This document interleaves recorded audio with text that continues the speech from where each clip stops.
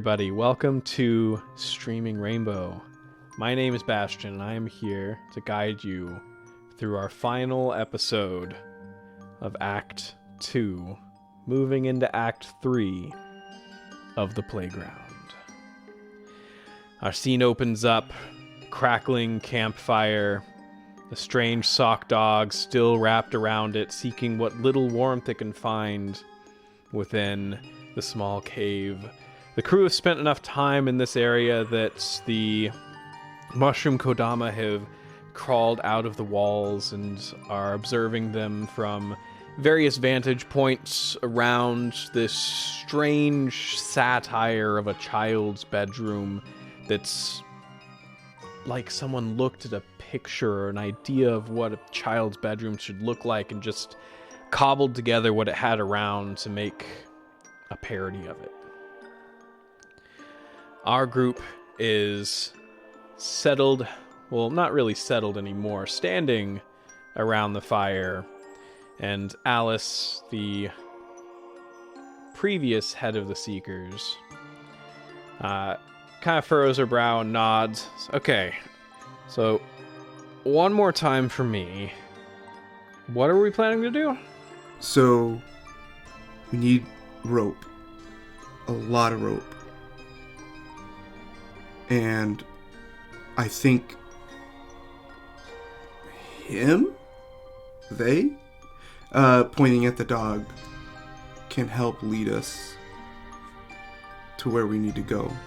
But the rope, just like in Daedalus's maze, right? And just like in the Minotaur's maze, in the real story, should help us. Well, real story, I don't know. Who knows? I guess who knows anymore? Should help us keep the maze stable. So that way, wherever we need to get to doesn't keep changing. Okay. I'm not sure that works, but even if it did, like, we don't have that much rope. Like, this is miles of maze. We actually do have plenty of rope. And I wiggle the Ouija board. I believe our friend Kate might be able to help us out with that one. Kate! Oh, right, yes. Yeah. Kate. Yeah. Yeah. Is her Okay. jump rope in the pile? I don't think so. The pile's only relics for kids that we have seen Gone down here. in the cocoons.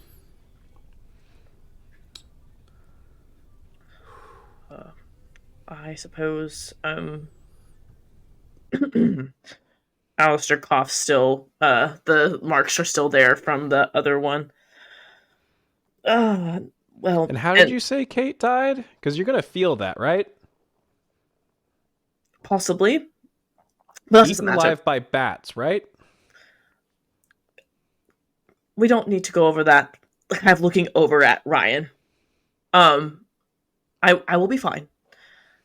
This is what she would have done it again. I guarantee you, she would have immediately done. And you know that, Alice. I think.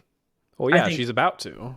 Yeah, but you know, well, that's not really Kate. That's a husk of her. But you know that she would do it if she were here. Well, okay. I just assumed you had their souls trapped in that thing forever.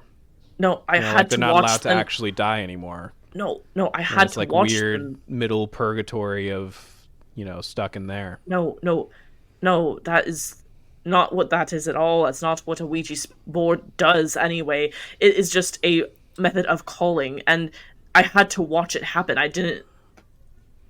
All right, before we bring Kate back, can we take a few minutes? Let's just get our stuff together and Right. maybe give Alistair a second to relax. And Yeah. everybody can get ready to go and do this thing. Sure. Sounds good. I'm going to go find a weapon. Yeah. And Alice kind of wanders off towards the pile. think Ryan gets a little bit of the fresh water as Everly's probably either putting out or stoking a fire or whatever they think is the prep thing. And he just kind of like sits, like lingers a little bit from whatever like pump or bucket or whatever the situation is. Pot of previously boiled water next to the fire. He's doing that thing that like kids do when they are afraid or like a little embarrassed to ask for something, right? When they're like told to go up to like a stranger or something and ask, like, no, that's all you have to do is just go ask them and they'll give it to you. And they do that, like they're doing that thing where they like kind of turn a little bit and they just like, I gotta ask. And he just kind of says to Everly, you're really good at this, you know? This, like, I don't know. How do you... Everybody feels so... It's like... How do you protect everyone?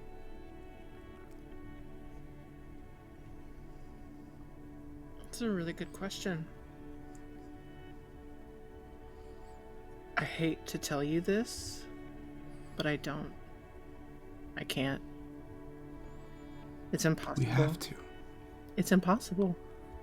You do the best you can for as many people as you can. And, kid,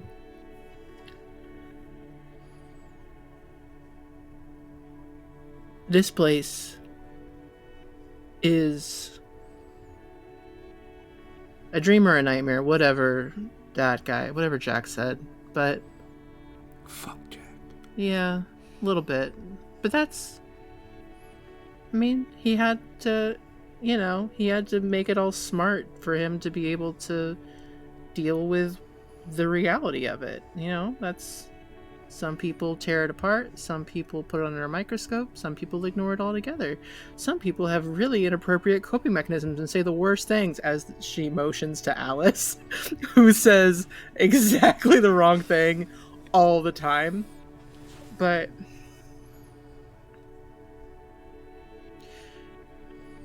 I know what I'm good at. And I know what I'm not good at. And I'm okay with what I'm not good at. I'm down. I'm good, like, God, Daedalus? Who the fuck even is that? But, like, it's a great idea. It's a great idea. Like, but I have been wandering around in the dark for a week and a half. And you've been here for, what, less than a day? And now we've got an actual plan that I honestly, like, this could fucking work. Whatever that means. I don't think I can handle if it doesn't, though. I don't... And I feel like... I know I'm only 12, and it's usually the older kids that are the ones, and like... I've read what Jack wrote. He didn't just need to say it there, right? Like, the bookworms know. We know that, like, if too many older kids are around, more monsters, more protection. And I feel like now, I feel like the moment those police officers came to my house and told me what happened to my parents, that's when I stopped being a kid. And maybe, and I feel like the one fucking dumb thing I did, that I said to myself, I'm just a kid, And he's like holding a vape in his hand now. And now I'm here. And maybe I can anchor. Like when the adults go on the trampoline and it just sinks all the way down and you can't even bounce anymore because their fat asses are making it too tight. Maybe we just drug the playground down because I was never a kid when I came.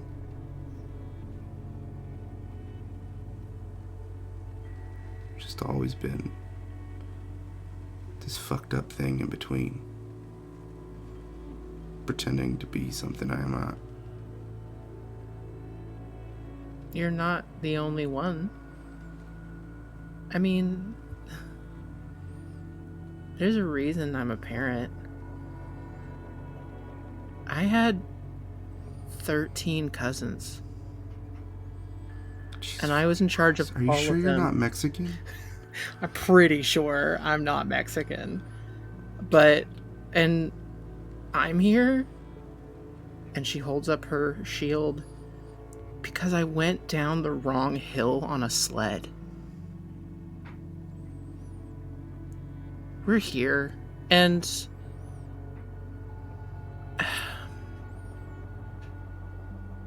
maybe it's the benefit of not being that kind of smart, but I kind of can't think about the whys of it.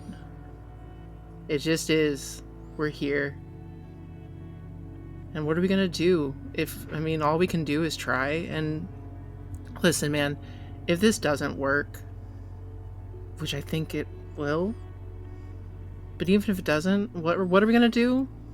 We're gonna have a night where we get really bummed and throw things and whatever,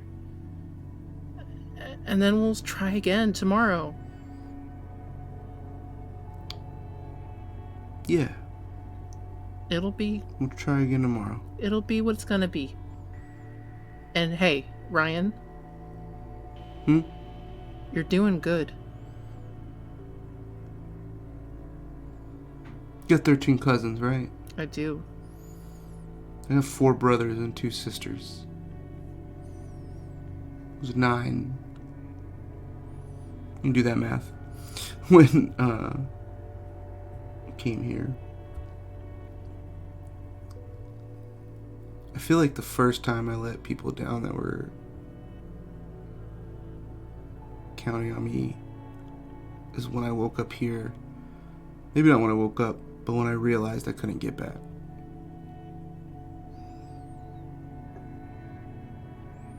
Because now, I'm sure just like at my parents' funeral, at whatever thing they had for me at the church or vigil at the block, my abuela turned to my next oldest sister and said, "Time for tears are done." And now she has to bear a burden that should have been mine. Hey. And then the second time is when the ghost that's going to lead us to these answers listened to what I said and picked apart by bats. Everly, I can't fail a third time. You are not gonna fail, because you didn't fail the first 2 times. Sounds like your abuela failed. That was an adult. That was a full adult telling a child to not have emotions. That's fucked up. And secondly, if we're talking about Kate, I didn't know her very well. She was so quiet, but she was the fucking coolest.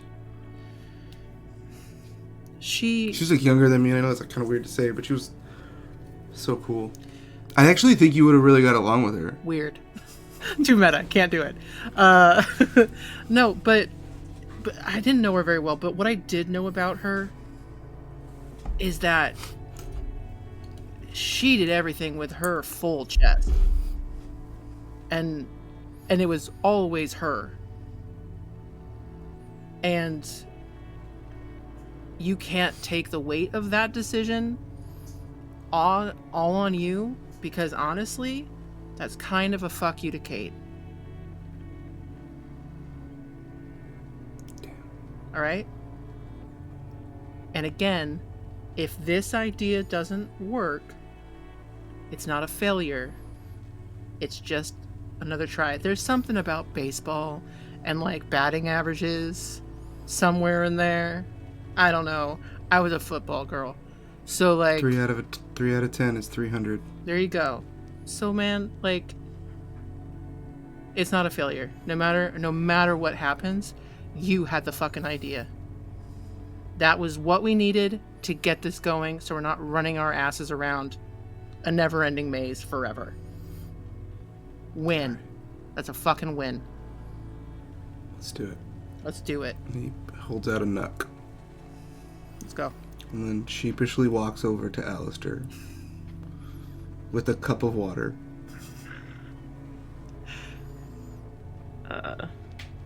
Alistair definitely overheard some of the conversation.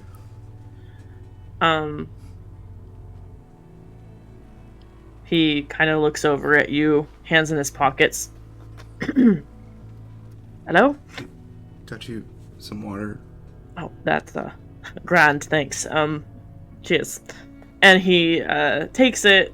You can notice his hand is shaking, not because he's nervous to talk to you, but he's scared. And he takes the water, kind of steals himself a little bit, and says, "Listen, my nan always says I have a really bad habit of eavesdropping, and I couldn't help but overhear a little bit of your conversation with Everly. So you also don't have your parents around?" No. Wow. That, well, sucks. My mom never was really in the picture. And my dad, I've talked about it way too much, but, my dad, it was just me and my dad and my nan, and, he died, and it's kind of why I'm here, because I was trying to talk to him with this stupid thing. And, well, I realize that, you've had to bear a lot of burdens. Bear a lot. You've had to hold a lot. You've had to take the hat. Wear the hats for your family and for your siblings and for... Even here, I've watched you. Always the man with the plan. So we could all not have to worry as much. And, well, if that hat there is... Well, what I'm trying to say is that I'm not very good at this whole, work together thing, and I'm not that great at being friends, because I'm honestly not... my only friend was really my dad and my nan, and they're old people, and I don't get along with my peers very well. Anyways, I'm rambling. That makes sense why you talk that way. You're kind of funny. But maybe you're not mean to. But, the point is here, what I'm trying to say is that give me the bloody hat. If you don't want it. I can take it. And I'm sorry I did. Something? Yeah, go ahead. You talk, please.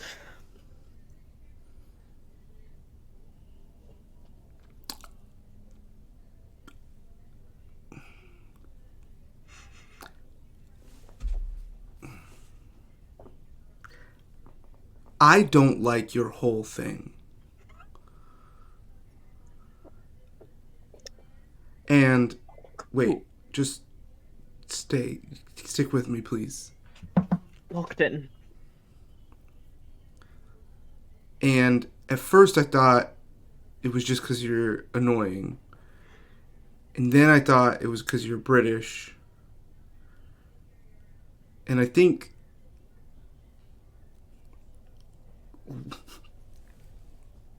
I think what it is, I think we had similar response or similar inciting incidents. And did you ever study Darwin and evolution? Right? Yeah. Yeah.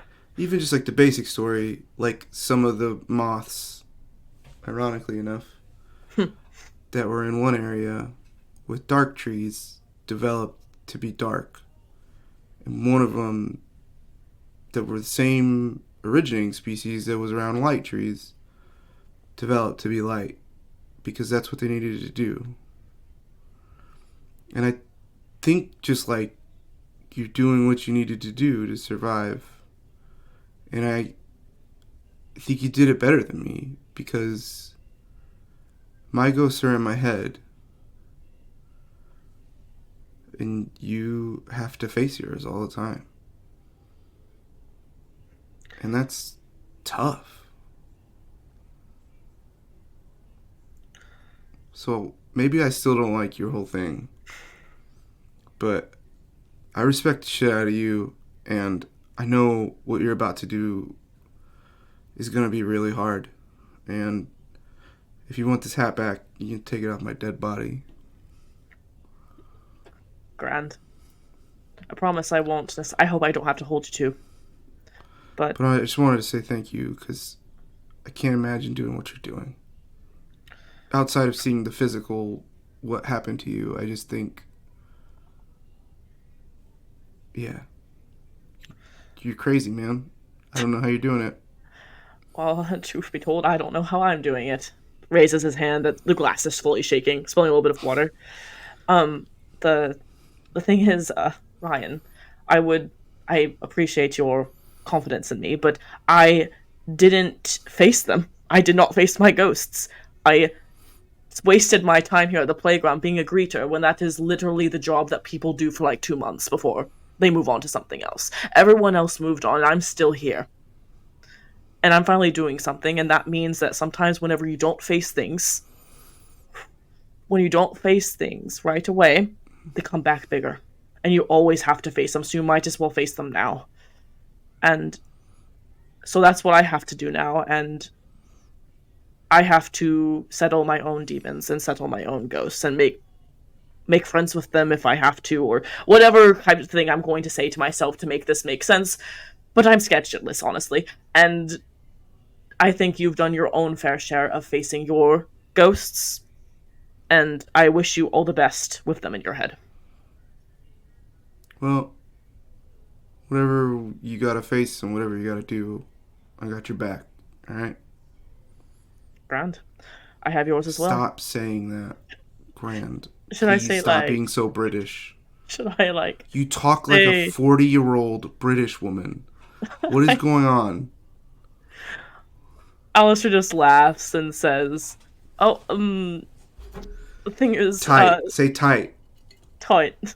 Cool. Alright, it's a start. The problem is, let's Ryan... get... Everly, let's fucking get this started. I'm gonna start not liking him again. Alice is talking with Everly. I think it started in kindergarten when we got orange juice from concentrate instead of fresh squeezed. Mm-hmm. And just the electrolyte balance and the glucose, it was really all downhill from there. I'm sorry, I know this is kind of a lot to just lay on you right now, but just felt like everyone else is having an important moment. No.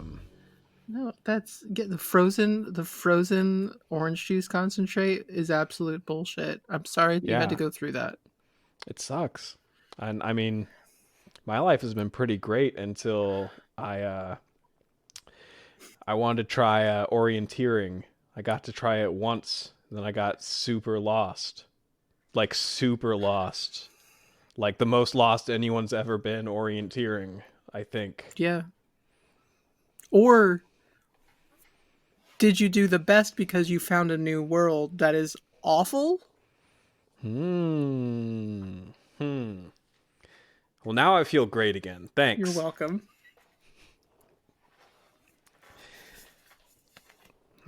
We cut to Alistair standing, well, probably kneeling with the Ouija board on that sort of precipice where the carpet turns to dirt. And it's weird. It's like the carpet just sort of like down and like mixes with the dirt in this weird way. Like, but you set your Ouija board down. The other three geared up next to you and ready to go. Everyone's depending on you right now. Alistair adjusts his glasses, shirt, and takes a deep breath in, looking over at Everly.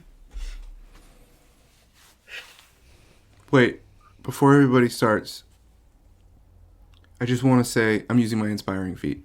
Okay. Merit. Whatever happens, I'm really glad I met you guys. And I just want you to know I'm going to do my best.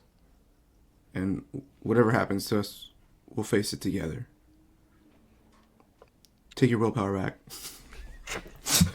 One of them. Alistair looks over at you and says, "Tight." And then offers a handshake, but not enough. Condiment? Sorry. Oh, wait, Don't never call that condiming it. What the fuck? That's Sorry, we can take a tea break. That's what I literally call it. I've never heard it called that. Somebody never heard that. Somebody more like docking. Somebody gives me a nuck and I want to make them uncomfortable. I grab it and say condom. Well, Oh my god. Worked. yeah. I go bunny ears. If you do the peace sign above it, you say bunny ears. But if you just wrap it, you say wrap, like you condom it. You wrap it up. I'm gonna tell you off camera the thing I do to make people uncomfortable. It's way worse. Go on. Okay, let's go on. Time back in. Okay. Yeah. Okay. Yeah. No, we'll work on it. We'll work on it. Just do your thing. Do your thing. Grand. I mean tight. Right. All right. Give me an intelligence occult roll. Sign up again. Oh well, never mind. That's fine. Okay. I can. Okay, I am definitely going to be using my willpower here. And that adds, one of them will add +2 to my roll. Yep. Okay. You can only use one of them. Yeah. And then your guardian angel, you have 2 dice we rolled off camera beforehand. 2 dice at your disposal. Okay, so with intelligence 7, so +2. So again, we get back to 11 dice. And I think that's just if I use all 2, are you guys okay if I use all the whole guardian angel stuff for this? It's your guardian angel, yeah. Okay. Then I'm gonna roll 11 dice, so 1 6 and then 1 5. Alistair, how he does this is he touches the Ouija board, spells Kate's name, and thinks about the one really big memory he had with her, of when basically she was telling him, "Go fucking do your job. Why are you talking to me?" But he's saying, "Okay, I'm doing my fucking job now, Kate."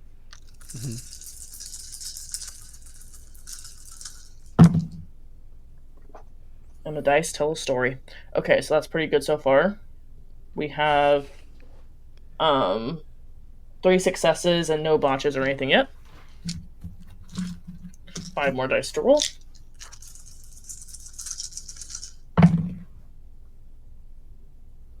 Okay, that's going to be...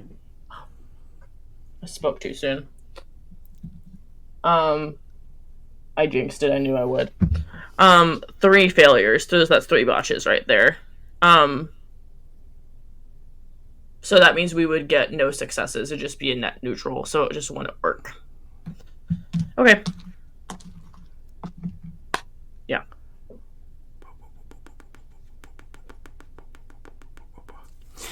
Can we offer a help action via... I don't know if you know this, but in a Ouija board's instructions, it says it's not to be used alone. And so maybe when Alistair fails, Ryan will look at Everly when it's not coming up and like kind of motion, and I would like to come alongside Alistair and put my hands on the... Is it called? I don't remember what it's called. Indicator. We I don't know. speak of the devil work of the Ouija board. Yeah. Touches the guider. I don't know. Everly does as well and looks over at Alice and goes, "Come on, come on." This is a triangle, so having a fourth person feels weird, but okay. We all, it's the more the merrier. So I didn't know her that well, but you guys did. So think about Kate, I guess. I mean, Alistair, you've got this. You're the expert. We're all in this together. Now it's my turn to do inspiring. Inspired. We've got to get this baby back some willpower. I still can't use it again, though, right? You can use it again on this roll. Okay, so I can reroll. Yep. We are Okay. all in this together. You've got this. Just have faith in yourself. Don't move this thing. Look at the... Why are you looking at me while you say that? Because... You know why we're looking at you. I met you for a day, and you know why we're looking at you. Okay. Quiet, please. Okay.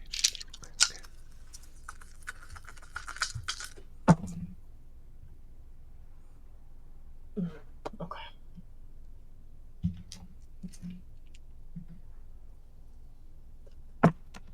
Oh.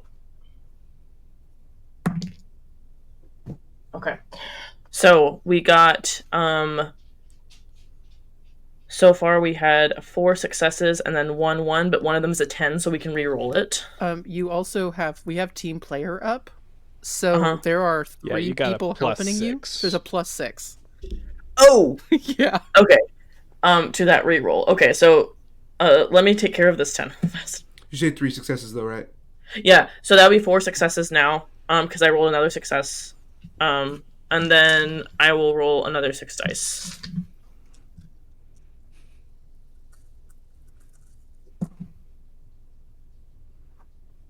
Okay. So we got 2 more successes off the board, off the bat, and then I got another 10. So that'd be 3, but then I also rolled another 1. So we got 5. That's 5 successes. 5 successes. Yeah, and I think... Hey, there's 5 letters in the name Kate. How do you spell Kate? There's a silent E.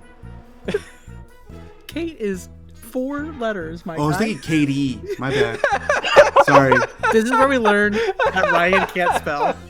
Ryan can't spell. Wild. So he's what's the dyslexia for numbers? I don't know, but I have it. I forget what it's called. Yeah, Ryan has that. Sorry, I need Keep it in. No, keep it in. It's gotta stay in. It's a blooper at the very least. That's amazing. No, it's gotta stay in. How many letters? The genuine reaction from Bastion is best. That is rare. I've never made Bastion laugh like this, and I kind of feel embarrassed. Not because of my mistake, but because I've never done this before. It's truly a pleasure to see Bastion, break face. The earnestness of, hey, there's 5 letters in Kate was just I was literally thinking Katie. Yeah. It's like I saw Katie in my brain. Sure. So Yeah. So sure. This is so tactical. When someone says it with the nonchalant confidence that makes you question it, wait. Did Yeah. Eli wait. spell Kate in some C-H-A-T-E. fucked up way? my own character, I'm like, how do I spell it? So do I not know how to? Do I have dyscalculia? This was Bastion. Dyscalculia, that's what it's called. This was Bastion's so late but so tactical. Murph. So So you with the help and power of friendship, spell out Kate, Kayte. And at first, it's Joey who shows up. And I think he sort of kneels down in front of Alistair and Ryan. He looks more substantial than Jack, now that you're able to see him for more than a moment. His skin has a sort of pallid green hue to it, and his eyes are a milky white. But it's the same smile as he holds out double knucks to each of you. And after a pound, he sort of looks back and does like come on over here.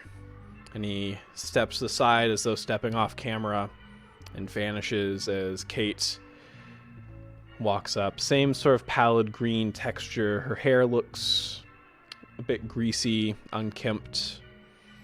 And she pulls her jump rope bandolier off and raises an eyebrow above her milky white eyes as she looks down at Alistair. Hello there, Kate. Would you mind terribly if we borrowed that for this maze? She sort of looks around, shrugs, and hands you one end of it. Many thanks. Alistair takes the end of the rope with a smile, and then, feeling almost like a little bit like a kid again, playing tag or something like that, starts running it around to all throughout the halls, almost like, he's playing a game with Kate. Yeah. Mm-hmm. You run the jump rope all through the halls. The halls, much like Alice and Everly said originally, with surprising frequency, they end up back at this room. And Alice sort of has the map set out in the center of the room and helps relay the jump rope with you as you map out miles of this subterranean maze. Not all of it is easy running. A lot of it is pushing yourself through halls, wall to wall, covered with cocoons, hearing the soft lullaby whispers, the gentle hands behind the wall as you run. But after an hour of work, maybe, you have it all mapped out, and the camera swoops into the four of you standing around the map that is no longer moving. And immediately as you look down, you notice an obvious gap. A place where it feels like a cavern should be on the map, but no hallways lead there. It's kind of like that video game thing of like undiscovered area, kind of black, right? Cloudy. Yeah. Mm-hmm. I think at this point, Ryan,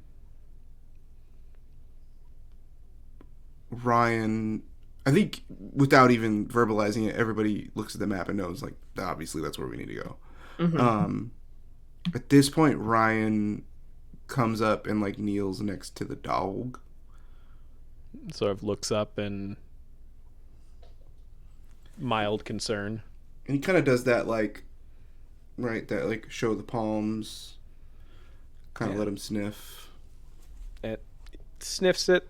It zaps you with a little bit of a static shock from the wool texture of its being, but not maliciously. Yeah. I think if it lets me, Ryan starts to pet it a little bit, like kind of like that, not in like an overly familial, but like a kind of like a rough way too, of like a greeting way, right? With a dog like that. This is, hey boy or girl, we need your help. It sort of stands up, and one big difference from dogs, it's more of like a millipede, and then it has several sets of feet as it sort of like rolls Disgusting. onto them. Yeah. Awful. Mm-hmm. Are they different socks though? Are they different patterns? Mismatched. Oh my god. Love it. I hate this. Sorry. I I'm gonna pictured it in my brain and I it to you. fully took myself out of the scene by picturing this thing. Yeah. We need your help, bud.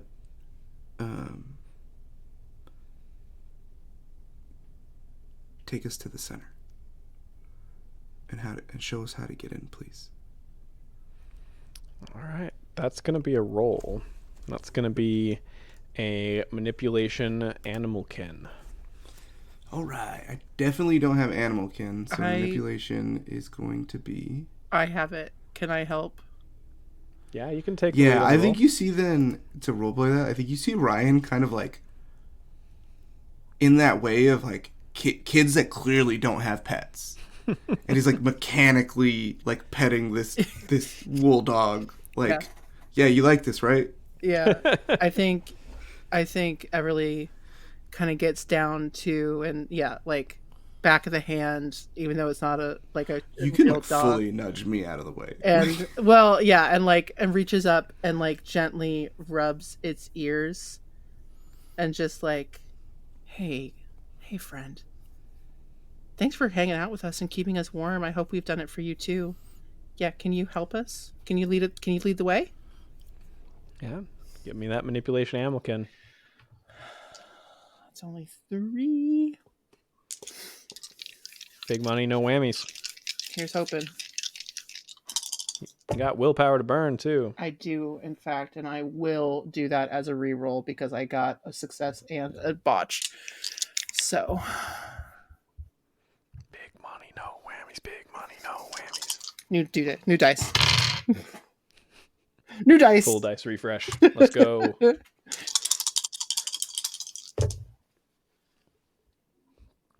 Amazing. I did get another botch, but I got a 10 and a 9. So I will at least have one success. Just one success. One success.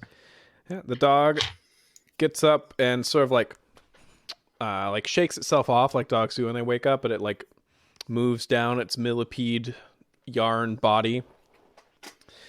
And sort of looks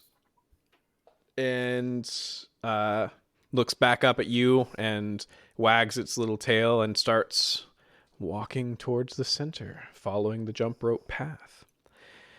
It doesn't take too long to get there.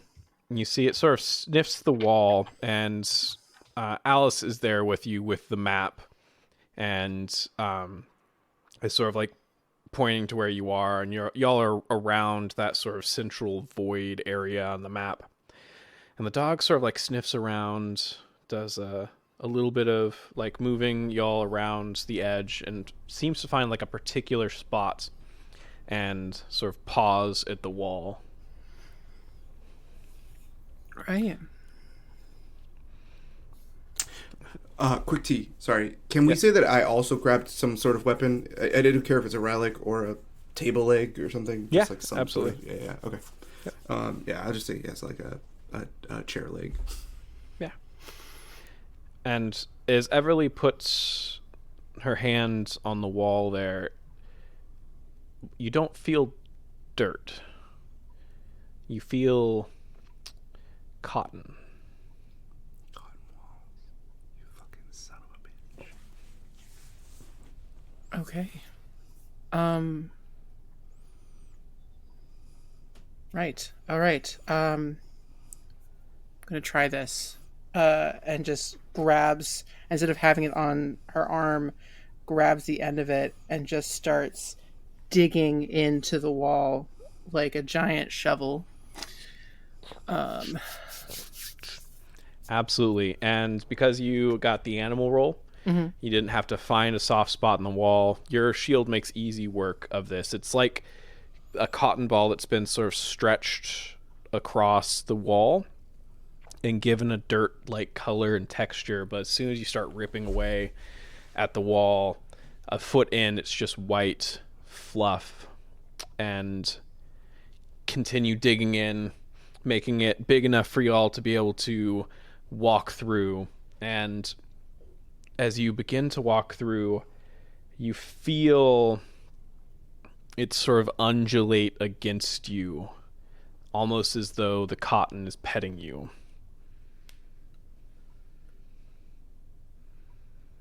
Does anybody else feel that? I'm rather upset by it. But yes, that's affirmative. I do feel that. I'd like it to stop. Is the Millidog with us? Nope. That's sitting back by the entrance of your homemade tunnel. Ryan has a thought about how some of the things that have been mentioned in the lullaby and that they've seen, because I think it says the lullaby says that the cocoons are paper, right? Mm-hmm. And the term paper mache was described a little bit earlier, and now is thinking about cotton and thinks about how flammable those two things are as this thing continues to pet it. A little bit more uncomfortable work, probably 15 more minutes of digging at it and fire brigading the cotton that you pull out back towards the entrance of the tunnel, where the Millidog has made its own little sort of bed out of it and plopped down. You punch through, and it's unexpectedly, and you almost fall as you stumble through this thin cotton barrier into this dim room, but it's lit by this single orange incandescent bulb up high above you, giving everything this eerie orange hue. There are stuffed animals, stuffed bears, beanie babies, all packed up and piled high around this circular chamber, creating almost a bowl of Beanie Baby. And just under this incandescent light is a circular white rug and a white cradle.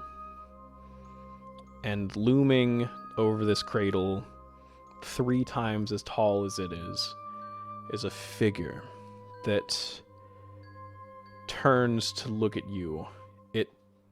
As it turns, you hear the soft crinkling of paper. You see it's wearing, or it's made of, it's hard to say, but there are what look to be robes that open slightly as it turns, moths fluttering out, immediately getting caught in the cotton as though it were a spider's web. The creature turns one of its, you could call it hands, but it only has 2 fingers, long and claw-like, and a thumb just as long, grasping the cradle as it looks at you.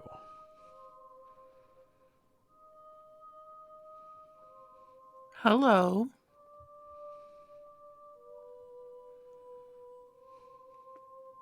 It moves to position itself between you and the cradle.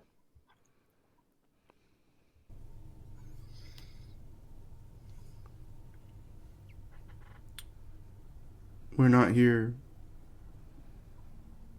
to take anything or hurt anyone. That's right. We don't want to take that. Puts his hands up, maybe takes like a half step, not necessarily back, but kind of leans. Alistair does something that he's seen his nan do, which is get on He wants to get on the level of it, but he also realizes it's so big that he can't do that. But he just gets smaller to make himself look less imposing, and kind of is like, "That's right. We're not here to hurt anything here. We just want to talk."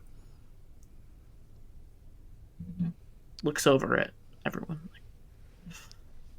The creature looks at Alistair, and without breaking that gaze, you see it reach out. Its arms are longer than you thought they were.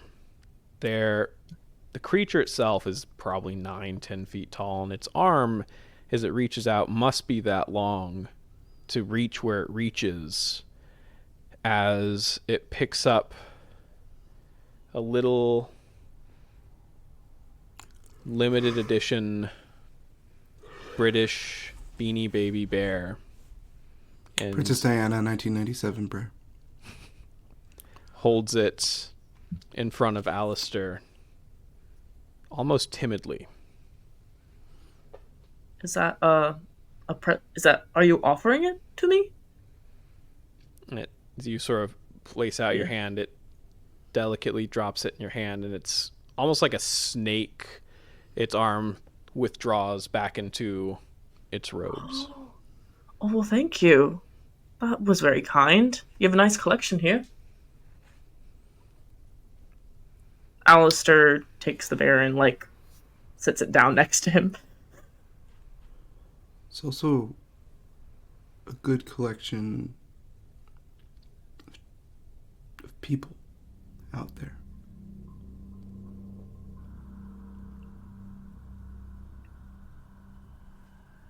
Do you dislike my collection?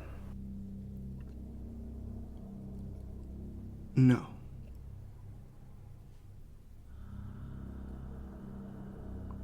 But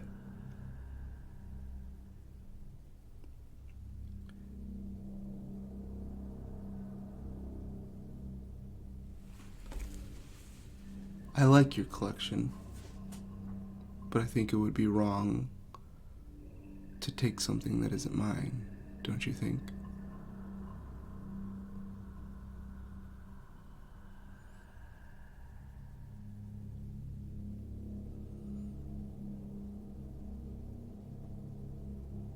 Do you think I have taken what isn't mine?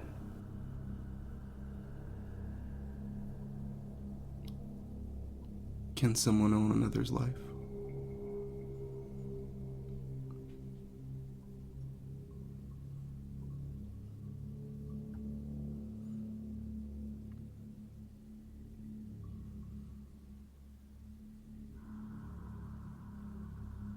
They just want to sleep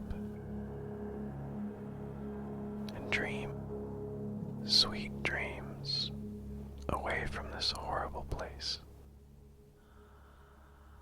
Oh. They're scared. You want to help them not be scared, right? Yes. I see.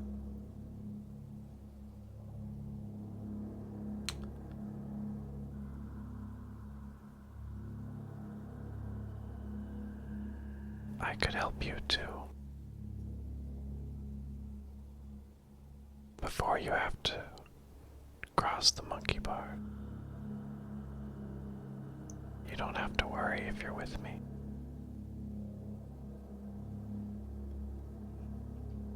That's very kind. But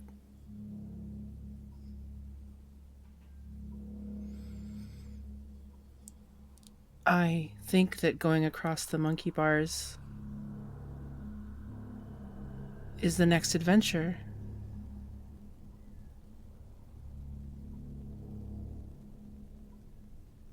Wouldn't it be nicer if it wasn't?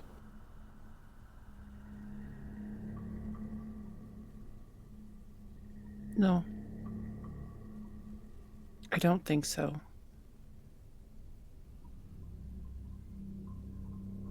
Living here is such undeserved pain. You didn't want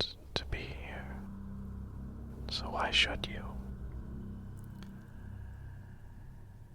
I think I'm going to disagree with my friend Everly. It would be nicer if the monkey bars weren't the next adventure. It would be nicer if we could stay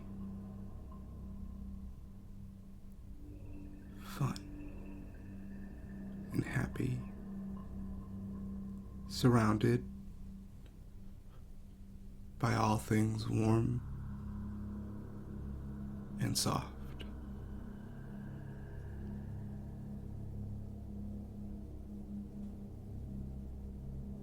But that's not what life gave us. Any of us. And the longer we go denying that, you just delay the pain. I could give that to you. You don't have to feel that pain. Until when? You don't have to feel it ever.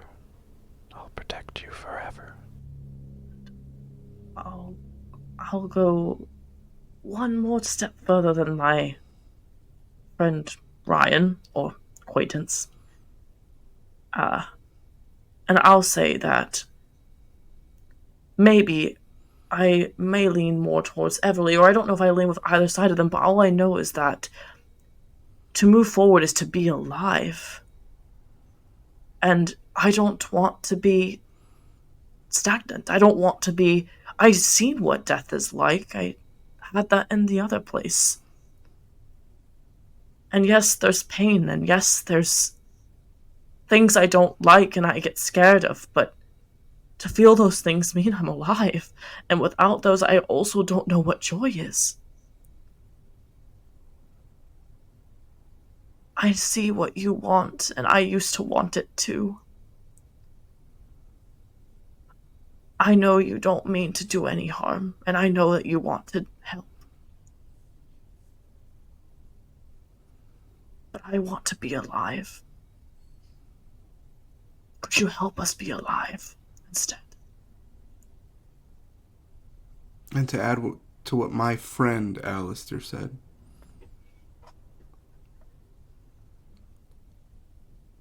I used to be like you too in a different way. I thought, I can do this. Nobody has to feel that pain that I felt. If I can know what's coming and stop it. And I thought I could hold the whole world back.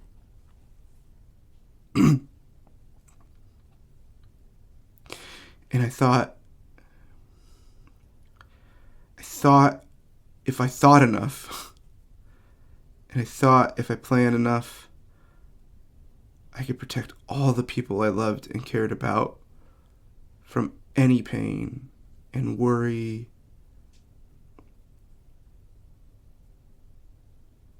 But you can't. The best thing you could do is be for them, there for them, as they go through that pain.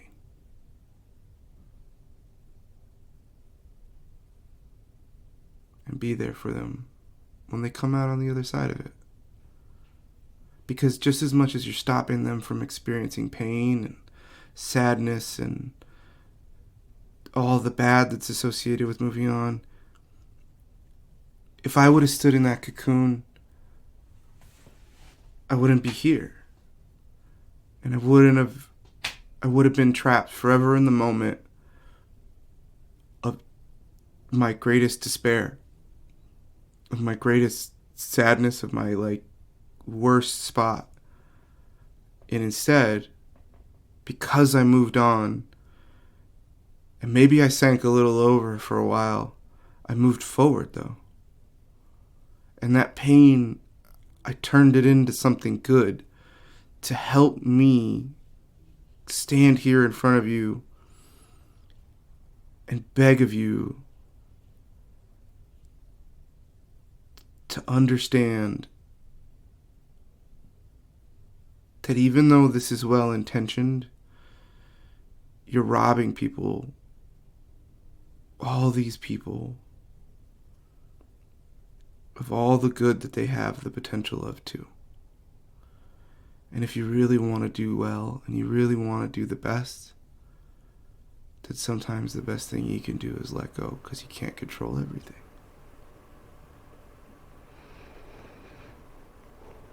This world is what robbed you of your childhood.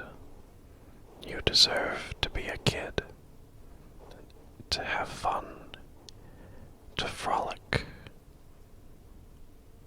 I am not taking, I am giving these children a chance to experience their childhoods.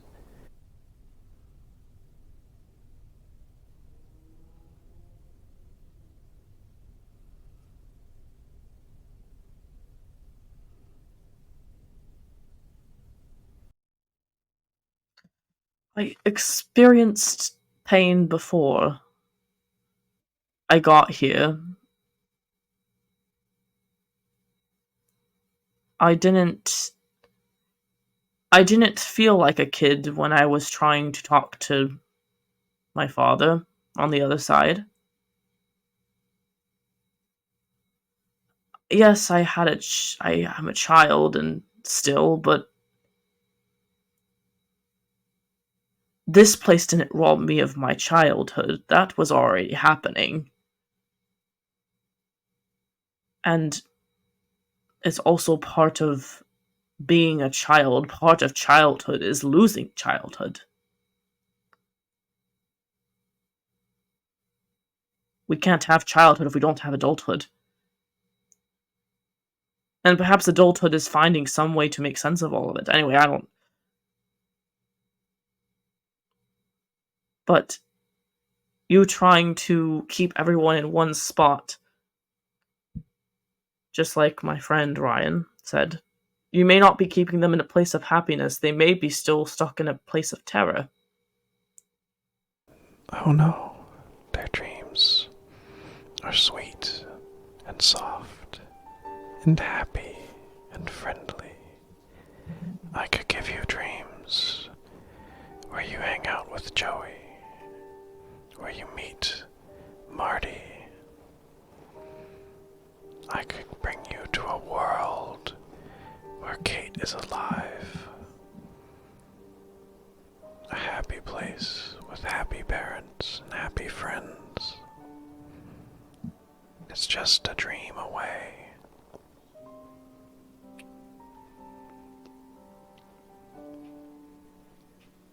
But what about all the other kids up there who are now being surrounded by nightmares because of everyone down here? You are being kind, but if this world is what has robbed us of our childhood, can you tell us how we got here? Can you tell us how to get away from the nightmares? You hear a strange sort of guttural sound. And it takes you a moment to realize, as this creature sort of like, with the sound of like crunching paper, its form shakes, to realize it's sobbing. I cannot get to everyone in time.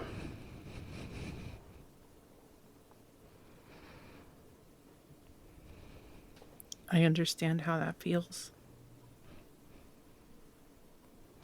But you're doing so well to help the ones you have.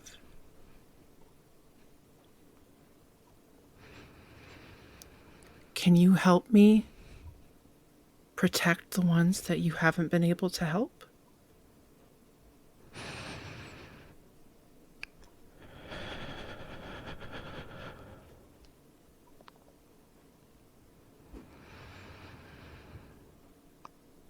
You wish to leave the safety of my nest.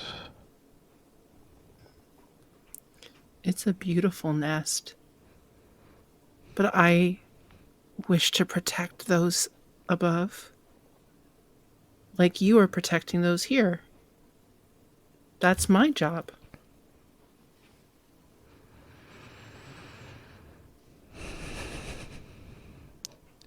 They are in need of protectors like you.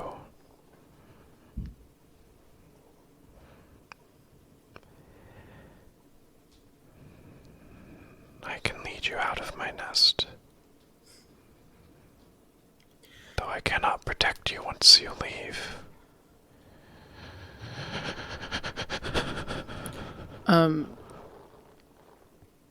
Everly steps forward into their personal space and goes up on their tiptoes. And they're not short. I mean, they're 5'3", but they go up on their tiptoes and they reach up and stretch as hard as they can and they press their hand.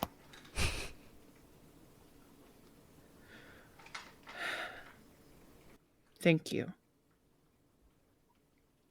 They press one of their hands on top of yours. It feels as though it's covered by coarse fibers. It's painful, but not unbearably so. It steps aside, letting you see into the crib.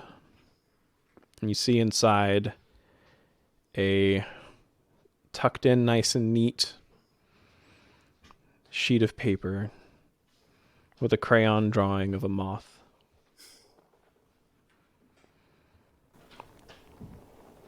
This is the only thing I've ever made. All of you can make so much. And you stop. And I want to protect that. I want you to protect that in places that I can't.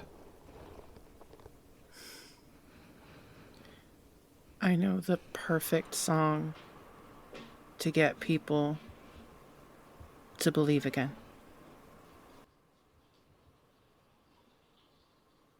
Thank you. It stands at its full height, and you realize now that it was not standing at its full height, and it's already imposing. As its back straightens, you hear the sound of ripping paper. As it parts its robes, and you see a doorway to a staircase lit by torches, surrounded by moths, trying to get closer to that light without catching on fire.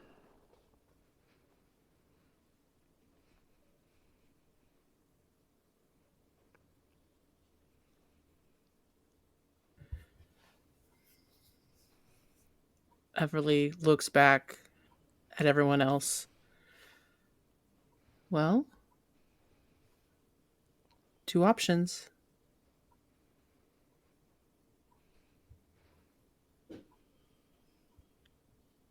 Alistair walks forward, holding the little bear that the creature gave him, and reaches up, offering it back, saying, "Thank you. I don't want to take anything else of yours." And waits to see if it wants me to keep it or give it back. And you see that long arm reach down and push against your chest with more force and less grace than Everly, but the intention is clear. I'll keep it safe then. And Alistair puts the bear tucked in his arm and follows Everly. Or goes to stand by Everly. Looking back.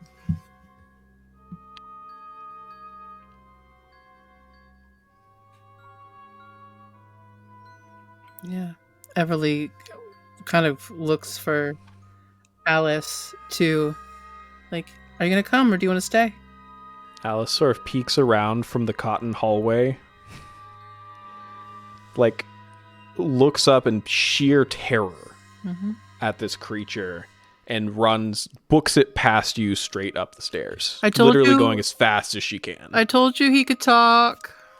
Is like track and field star, like she's gone. Don't worry, she's not that bad. She really liked it here.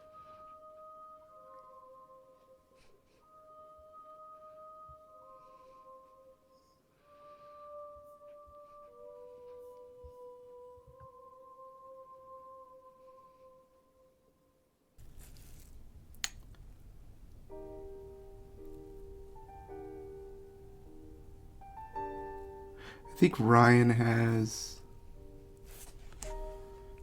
his hat, Joey's hat, in one hand, and he has his vape in the other.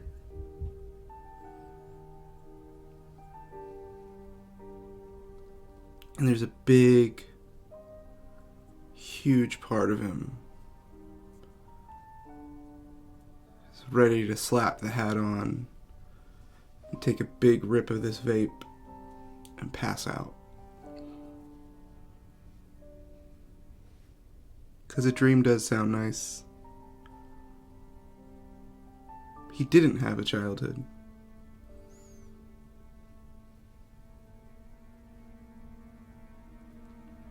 He does deserve to frolic. He does deserve to play.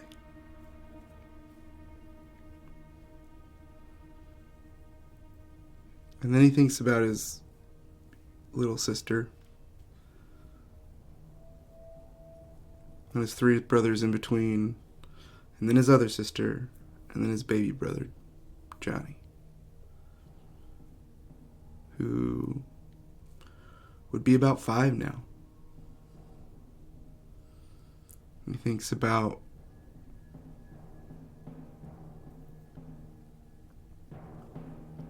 how if he even thought about it, about giving up and staying here, he'd let Joey down in a way he didn't deserve. So he drops the vape and walks up to Mothman, says, "My abuela said never to come to someone's house without a gift," and gives him Joey's hat.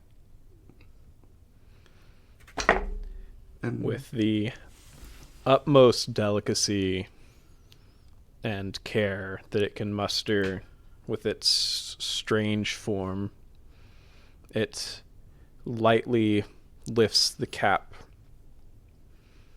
from your hand. You see it place it gently on one of the corner posts of the crib. It's a hero's hat. Keep it safe. It will never be in danger as long as I am here. I believe it. Thank you. And Ryan walks through. Everly nods one more time and walks through. Can't get ahead of Alice. She too fast. But she goes up. Ryan waits. Ryan's walked through enough to feel like he's safe through the threshold, and then kind of turns back and waits for Everly. Yeah. So as they go up the, so is it just stairs or is it door?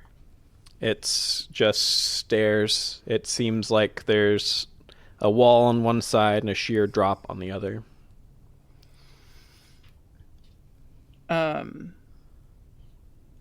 How's Alistair looking? Alistair is, I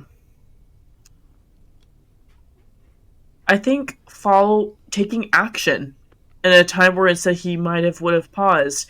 He waited for the moment to see if his friend would come, and then he turns over and says, "Now, Alice, wait up," and starts running after her. And going, almost laughing to himself as he holds the teddy bear under his arm and tries to catch up, even though he never will. Yeah. The camera pulls out as the door closes and fades into obscurity. So we get a long shot of the long journey up the stairs.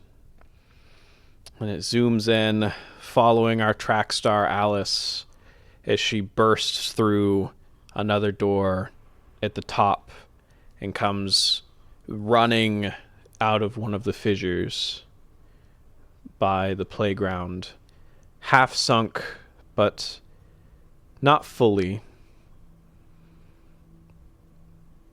Joey and Kate were able to stop it from fully sinking down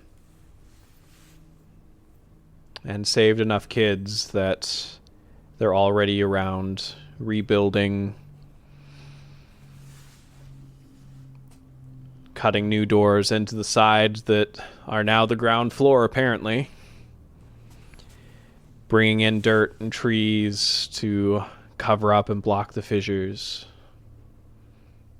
Playground is injured, but it's not broken. It's not dead. Just needs a little love, a little protection. And that's where we end our story. Thank you so much for joining me. Both my players and our viewers, I had a wonderful time guiding you on this journey, and I hope you did as well. This brings a close to our final chapter of the playground. But who knows? Maybe we'll be back here again. Maybe we'll cross the monkey bars next time. We're gonna just cover that shit with moths. That's our new spirit animal. Let's go, Mothman. Oh. I love each and every one of you, and I hope you sleep well tonight. Nice and safe and warm, comforted by sweet, sweet dreams. Good night.